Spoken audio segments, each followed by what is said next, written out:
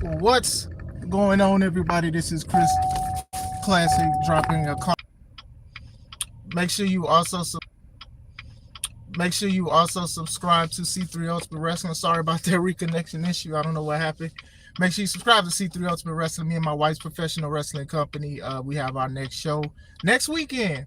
Not this week, next week, the next weekend, called Big Business, BIG Business, Dyer, Indiana, Harold's private venue. Tickets are on sale on Eventbrite now. They are $5 off. There'll be $5 more at the door.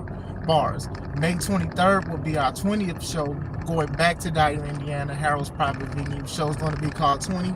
A lot of wrestlers are showing up. Can't wait for the announcements and some of the matches. But everything that happens at Big Business will most likely, of course, affect what will happen at 20. So pay attention to that. Also, next weekend, after Big Business C3 Ultimate Wrestling, I'm going to Backbreaker Wrestling presents Double Down. That's in Griffith, Indiana. So if you did not get enough of Classic Alpha Wrestling, or didn't get enough of wrestling period, make sure you go to Griffith, Indiana. Follow me there, and I'll be wrestling against Johnny Blasphemy. I wanted to talk about two things. One is news. Some call it fake. Some are allegations. I did want to speak about it. So regardless if it's real or fake, I am going to talk about it. Royce Keys, formerly known as Powerhouse Hobbs in AEW. There's a rumor going around that he lied about his age. They were saying like he said he was like 34, 35, and they said that his real age allegedly is 41. So we're going to talk about that. One, do I think it's true? I don't know. Hey, look, I don't know. I'm just here to talk about a think piece. You shouldn't lie, period. But lying about your age is definitely a big thing. Now, I do know that some people are going to be like, well, Cody is over 40, Punk over 40. A lot of these guys are 40 and stuff like that. What's the big deal? I don't think the big deal about it is his age if they booked him or wanted him. I just think that you shouldn't lie to your job. I think that a lot of people, they get online and they lie about their job and they get upset when they're admitting on camera that they lied to get this job position or whatever. And when the job finds out, they let them go. WWE is no different. WWE does big background searches and background checks and stuff like that. And like I said, I don't know if this is true or not. These are all rumors. Maybe they just don't have nothing for Royce Keys, right? Maybe they don't have nothing for him. Don't just put him on TV just for the sake of putting it on. I don't think he's fired. I lean more towards this is like fake than anything. But the age thing is very, very important about lying. It's more about the lying than the actual age stuff. Like, you shouldn't lie about it. Now, I don't think that WWE is looking for a lot of guys who haven't wrestled in WWE in the past. They're looking for guys that are 41 years old or whatever like that. But still, I think the guy still is in great shape. I don't know. I don't think he's 41. I do think that like, it's just something that somebody found and they ran with the rumor. I'll say that much. I don't think that this is true. I don't think it's true that the man lied about his age. But even then, that would be kind of crazy that you lied about your age so you could wrestle for WWE. Like, if y'all don't remember, y'all remember Tough Enough? Remember the Boogeyman? I'm the Boogeyman, and I'm coming to get you. Real name Marty Wright. Shout out to the Boogeyman. But he did a Tough Enough tryout. I think, was it the first one or the second or the third one? He did a tryout. He was big, swole, and he was doing the drills. Like, he didn't look tired. He was doing everything. And what happened was they was asking him how old was it. He was like 30. He was like 30. And it was like, the cutoff like is like 40 or something like that. Like, they had like an age limit. I think it was 40 or something. He kept saying he was 30 something. He kept saying he was 30 something. It was like, man, how old are you? I'm 30 something. Then they told him to pull out his ID. And then he pulled his ID out and he was 41. And then they let him go. One, because he lied, and two, because obviously they have an age limit. It didn't matter that Boogeyman was doing great. It didn't matter that he was like strong and he had endurance. It didn't matter about all of that. It was the fact that he lied. But he did eventually get signed by WWE. He became the Boogeyman and did some stuff, and people like him. I mean, he gets booked as the Boogeyman. People book him for shows and stuff. So cool, he had a small fall from grace, and he came back and was enamored in it. So shout out to him. I'm on the way to work. Shout out to you. It's morning here.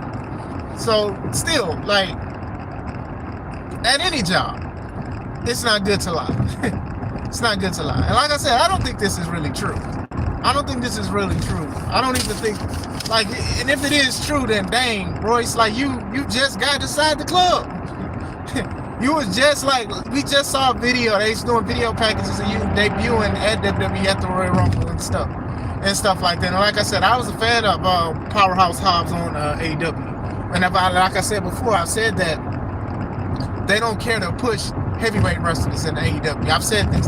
Like, Samoa Joe is one of my favorite wrestlers, but honestly, he's only won a belt so he can put other people over, and that's it. And that's the unfortunate truth about the situation. But still, final thought on it. If he lied, shame on him. I don't think it's true.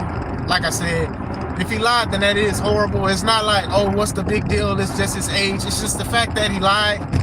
And then, lying to a company that is the #1 wrestling company is just not the biggest thing to do. It's just not. I'm not going to sit here and say that WWE is 100% on how they handle things with allegations and lying, like stuff with the Enzo. Some people can even say this stuff about Odyssey Jones, because we don't know exactly what was going on with that besides what Odyssey Jones spoke about, right?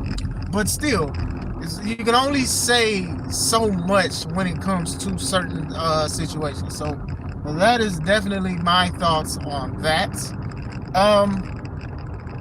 Looking at this traffic. Zilla Fatu, also known as the son of Umaga, part of the bloodline. He's been making a name for himself for the past few years on the independent scene. A lot of companies have booked him. Booker T, he had him for a bit at the Reality of Wrestling. He was wrestling at GCW, which we will be talking about as well. He's wrestled a lot of stuff. I'm in the Midwest, so I've seen flyers where he was mentioned. He was in Chicago and stuff like that. He's wrestled a lot of independent spots. One time he was supposed to be at the Square Circle Expo last year. He didn't make it for whatever reason. Some people thought he was at a wrestling show, and then it was just a lot of stuff. So like I said, I hear good and I hear bad things about Zilla. Now me, looking at how he wrestles and stuff like that, I still think he does need some work. I still do think he needs some work. He looks like a Uso. I mean, obviously like his father, but he looks like an Uso.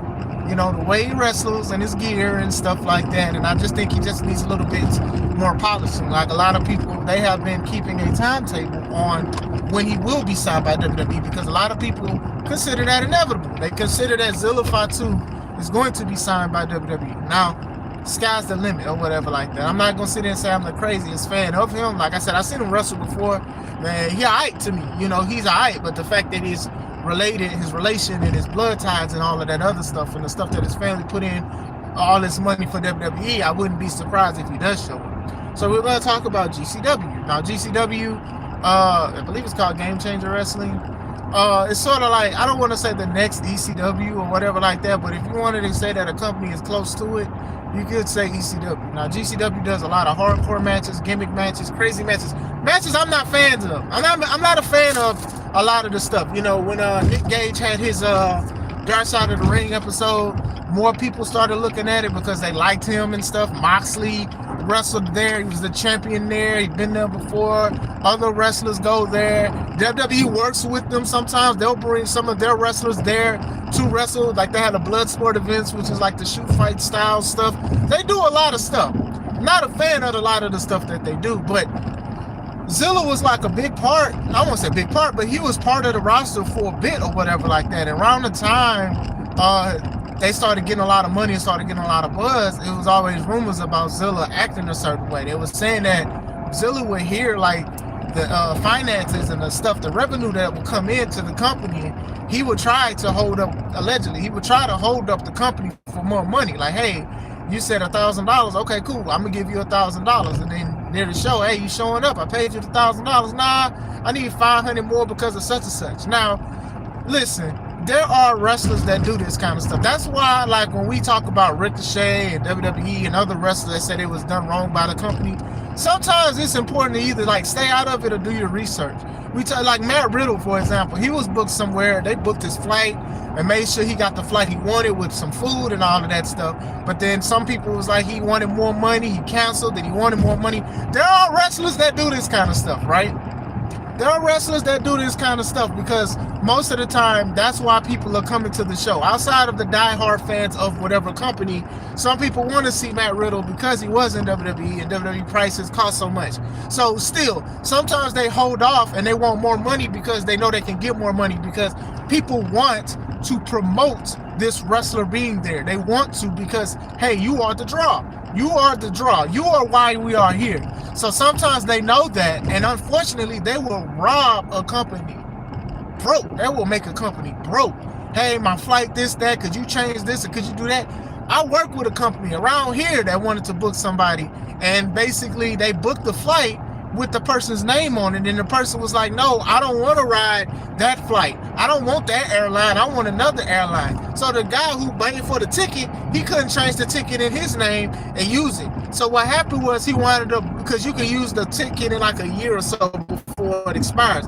He wound up booking him a year later. I guess he paid the guy more money to come out and wrestle. Not only did he come out and wrestle, but then he also went to another show on his dime. Look, and people do this kind of stuff, man. People do this kind of stuff, man. Like, look, must be like, oh, this company did this guy so wrong, this gal so wrong. But sometimes people have nasty attitudes. And like I said, I hear things of Zilla having a bad attitude. I don't know him, so I can only say so much. You know, some people be like, he acts a certain way. You know, there's videos of people like taking pictures with him at WWE events, like he's sitting in the crowd and stuff. He's not backstage, but he's in the crowd and stuff like that. And people are like, oh, well, maybe he'll attack somebody. Maybe they'll do something or whatever like that. And, you know, I'm not mad at like what his family, that's his family. He didn't choose his family. You know what I'm saying? So you can't sit here and just be like, okay, well, he's just milking it. You can, but you can't at the same time. You know, that's his family. You know what I'm saying? Hopefully, you know, a lot of the stuff and allegations aren't true, and he straightened up and fly right so he could go to WWE if he wants to or whatever. But as long as other companies are booking him, regardless if he has attitude or not, he's probably going to do the same thing and be the same way. You know, he does a lot of interviews and a lot of people are saying, hey, what's going on with WWE? And he's like, hey, man, I'm waiting on the call. I'm waiting on the call. And like I said, I do want the best for the guy. I want the best for everybody, right? But still, you know, he talked about GCW because outside of the holding up for money, the one time he said that the promoter Brett, he's weird, just a weird guy. He said like one guy, Frankie, was cool. He was like just weird. And he was like, hey, don't bring your kids around that company and stuff like that. You know, start dissing the company that a lot of people have not, I don't want to say known him for, but he, you know, a lot of people will put his name in with GCW. Now, I'm going to speak about his comments. I don't know Brett. I don't know him. I don't like the wrestling the wrestling content that he promotes though. He makes a lot of money. Hey, people want to see it, they want to see it. You know, Sabu's last match, I believe, was under his banner. I know a lot of people had a sour and left a sour taste because Sabu eventually passed a month or so later because it was like he shouldn't have wrestled.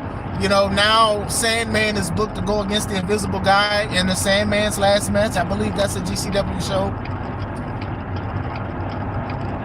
So, you know, I'm not a big fan, but still, you know, telling people that not to bring your kids and that they're weird, that could mess up your business. Now, I'm going to also say this. You shouldn't bring your kids to a GCW show. There's a lot of blood, there's a lot of twerking, there's a lot of hardcore death matches, there's a lot of crazy stuff that's not meant for kids. So you shouldn't even bring your kids. But from the comments, some people say, hey, they bring their kids. People bring their kids, and their kids be having a day. They be having a ball. They be cheering. They like it. They don't like it. Like some people say their kids go to these shows. Now, I don't think it's a kid-friendly company, but people go to the shows. So, hey, now if he's alleging other stuff, those are big allegations. Now, if it's not true, then, you know, lawsuits could come in.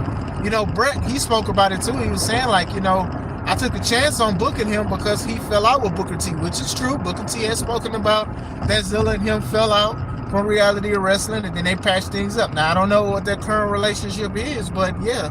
So that's the kind of thing that I was talking about a bad attitude and everything like that. If you want to go to WWE and you have a canal to go there, a path to go there, then maybe you should listen and stuff like that with certain things. Maybe it is what it is. Hey, maybe he wants you to lose to this person. And some people be like, well, I don't feel like losing because WWE is, I'm on WWE's radar, which you should probably quit the business if you feel that way, honestly. Honestly, you'd be surprised how many people just come out of nowhere and then just be like so unprofessional as soon as WWE or any other company is looking for him. Outside of increased pay, some people, be an a-hole towards other people and stuff like that because they feel like they got it in the bag. And then, if they don't cut it, now they got to go back to the independents and be trying to patch things up. Nah, Patchy. Nah, Raggedy Ann, we don't need to patch nothing up. Keep that same energy over there. But still, and he said he took a chance on him, and he said, like, he's not going to say much about Zilla because of his family, Zilla's family, and he's cool with some of the family members. But still, it's just like, if y'all knew some of the stuff that he did and what we went through, y'all understand why the relationship ain't what it is. Now, Zilla said a lot of the stuff on his podcast. And like I said, I don't think a lot of wrestlers should have podcasts, let alone I don't think a lot of people should have podcasts.